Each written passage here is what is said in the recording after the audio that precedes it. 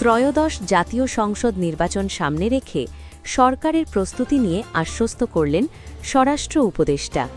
তার দাবি, নির্বাচনের প্রস্তুতি প্রত্যাশার চেয়েও অনেক ভালো।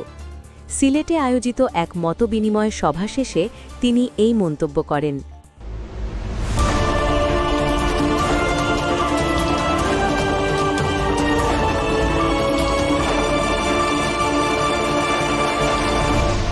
Channel CB.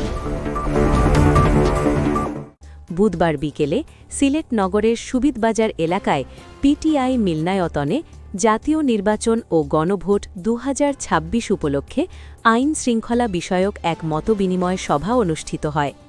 সভা শেষে সাংবাদিকদের সঙ্গে কথা বলেন স্বরাষ্ট্র উপদেষ্টা লেফটেন্যান্ট জেনারেল অবসর মোহাম্মদ জাহাঙ্গীর আলম চৌধুরী।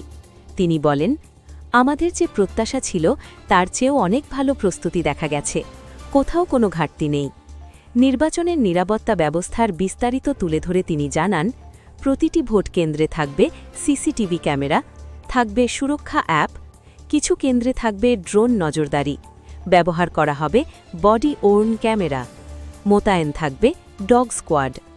এছাড়াও প্রতি কেন্দ্রে ১০ জন আনআর্মড আনসার, ৩ জন আর্মড আনসার, স্ট্রাইকিং ফোর্স হিসেবে থাকবে সেনাবাহিনী, নৌবাহিনী, বিমান বাহিনী, র্যাব, পুলিশ, বিজিবি, কোস্টগার্ড।